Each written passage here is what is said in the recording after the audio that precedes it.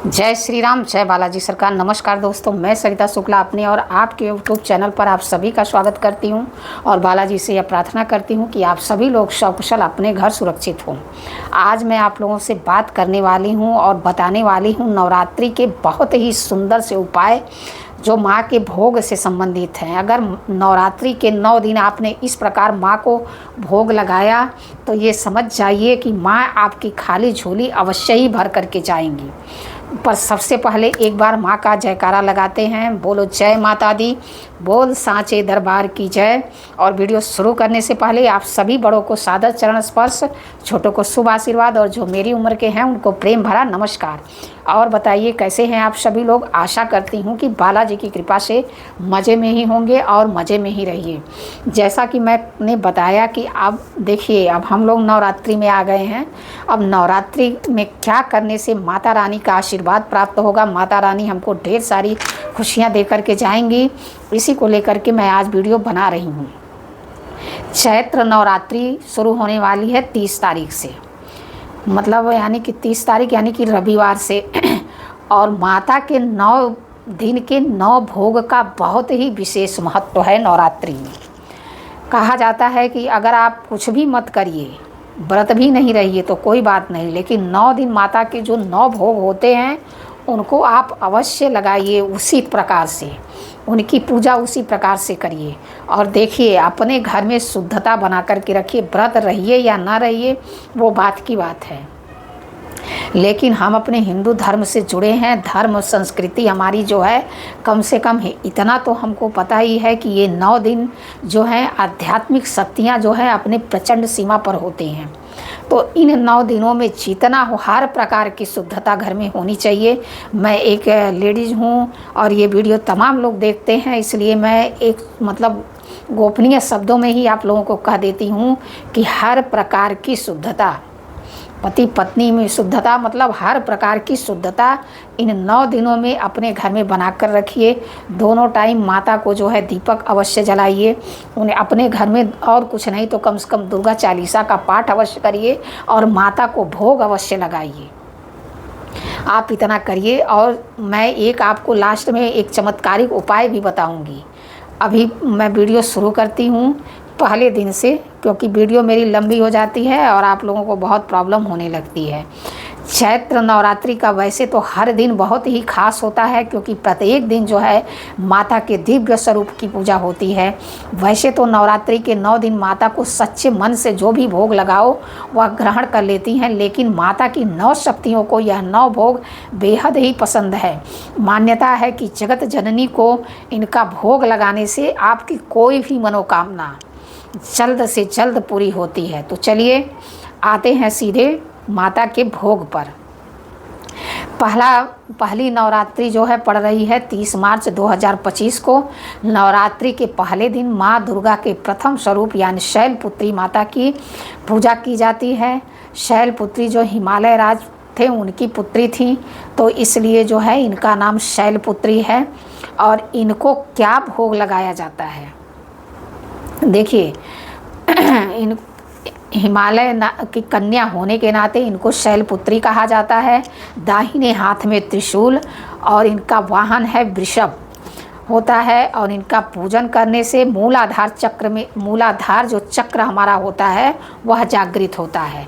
इनको भोग जो लगाना है ना, बेहद ही मतलब बहुत ही, ये जान लीजिए कि अगर नवरात्रि में आपने इसी प्रकार से इनको भोग लगाया और इनकी आराधना की। इनको गुड़हल का फूल बहुत ही पसंद है, तो इनको गुड़हल का फूल चढ़ाइए।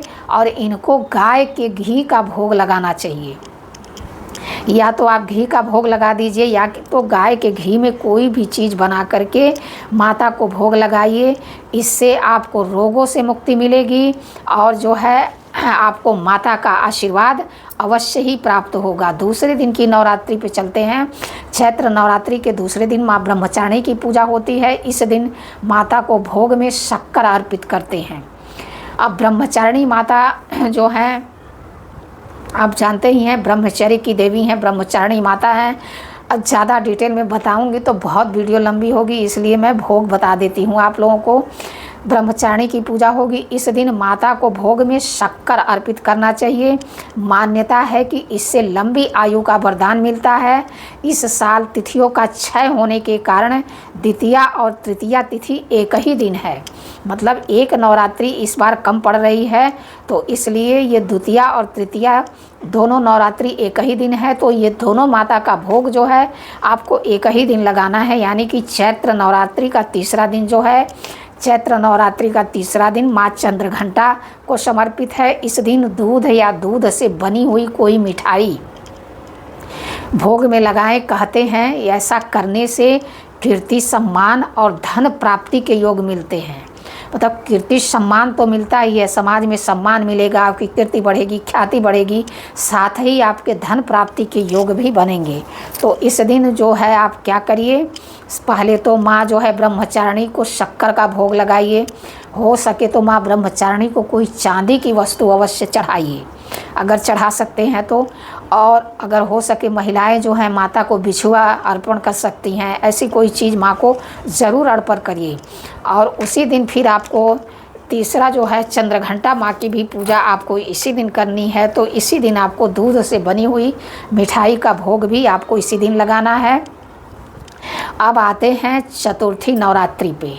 अब चतुर्थी नवरात्रि जो है इस दिन माँ कुष्ठमांडा की पूजा की जाती है और उनको जो है मालपुए का भोग लगाया जाता है। फिर इसे ब्राह्मण को दान में दिया जाता है। मान्यता है कि इससे जो है बौद्धिक विकास होता है और निर्णय लेने की क्षमता बढ़ती है। कि मतलब जैसे आप कोई निर्णय नहीं ले पाते हैं, आप कोई कॉन्फिडेंस लेवल आपका नहीं उतना साथ देता है, तो आपके लिए यह उपाय विशेष है। इस दिन माँ को मालपुए का भोग लगाइए और मालपुआ जो है ब्राह्मण को दान भी करिए। इससे आपको जो है निर्णय लेने की आपकी क्षमता जो है प्रचंड होगी, आप कोई भी निर्णय फटाफट ले पाएंगे। आते हैं पाँचवें दिन पर। पाँचवा दिन नवरात्रि की जो है माँ स्कंद माता को समर्पित है। अच्छे स्वास्थ्य की कामना के लिए इस दिन माता को केले का भोग लगाना चाहिए। इससे आपकी कोई भी मुराद जो होगी वह बहुत जल्द पूरी होती है। तो इस दिन माँ को जो है केले का मतलब भोग अवश्य लगाइए। छठा दिन जो है नवरात्रि का षष्ठी तिथि पर माँ दुर्गा की छठवीं शक्ति माँ कात्यायनी की पूजा होती है। इस दिन माँ को शहद का भोग लगाया जाता है। कहते हैं कि सुख के साथ साथ सौंदर्य प्राप्ति का भी आशीर्वाद मिलता है। तो हम महिलाओं को देखिए सुख भी चाहिए, सौंदर्य भी चाहिए, क्या नहीं चाहिए। तो सब माँ देने के लिए तैयार हैं अगर आप उनकी सेवा इस प्रकार से करेंगी तो इस दिन जो है माँ को जो है शहद का भोग लगाइए और उनसे प्रार्थना करिए कि आपका जो है सुख और सौंदर्य की आपको प्राप्ति हो, माँ आपको ढेर सारा आशीर्वाद देकर जाएं। सातवां दिन जो है नवरात्र का सातवां दिन महासप्तमी के दिन माँ दुर्गा के सप्तम स्वरूप माँ कालरात्रि की पूजा की जाती है। इस दिन माँ कालरात्रि को गुड़ अर्पित किया जाता है। ऐसा करने से रोग शोक से मुक्ति मिलती है और परिवार का स्वास्थ्य जो है बना रहता है, परिवार में सुख समृद्धि आती है। बहुत सरल सरल से उपाय हैं, मतलब भोग ही बता रही हूँ मैं। भोग लगाइए, माँ से प्रार्थना करिए और उनको भोग लगाइए हर दिन 9 दिन, ठीक है। 8वां दिन जो है नवरात्र की महाअष्टमी पर माँ दुर्गा के अष्टम स्वरूप यानी कि महागौरी की पूजा होती है। इस दिन खास तौर पर नारियल का भोग लगता है। मान्यता है कि इससे सांसारिक सुखों की प्राप्ति होती है। अब सांसारिक सुखों में क्या नहीं आता है, सब कुछ आता है, जो आपको चाहिए वो सब आता है। तो इस दिन जो है नारियल का भोग लगाने से आपको सांसारिक सुखों की प्राप्ति होती है। अब आते हैं नवरात्रि के आखिरी दिन यानी कि महानवमी पर। महानवमी के दिन माँ सिद्धिदात्री की पूजा का विधान माना गया है। इनकी पूजा में हलवा, पूड़ी, चना की सब्जी का भोग लगता है, जिसमें लहसुन प्याज बिल्कुल नहीं पड़ता है, एकदम सिंपल प्रसाद बनता है।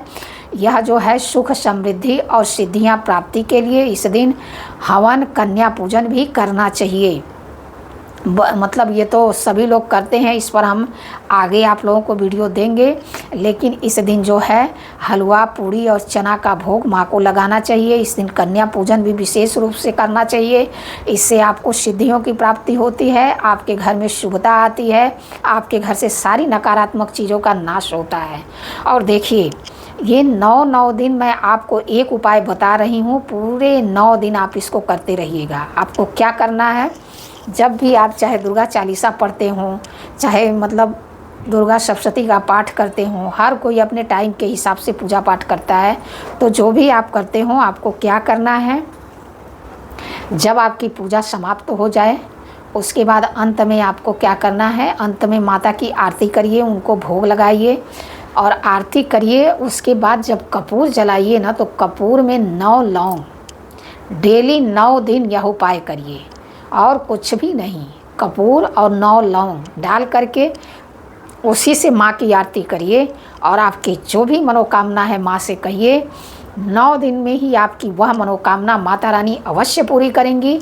यह मेरी 100% गारंटी है। मैं आप लोगों को हर साल यह उपाय आप लोगों को बताती हूँ, आप लोग करते नहीं हैं। बस करके देखिए, उसके बाद आपको इसका चमत्कार देखने को मिलेगा। वीडियो में अगर कोई गलती हो गई हो तो क्षमा करिए। ऐसी जानकारी के लिए हमसे जुड़िए, हमारे चैनल को लाइक सब्सक्राइब शेयर करिए। जय श्री राम, जय बालाजी सरकार, जय माता दी।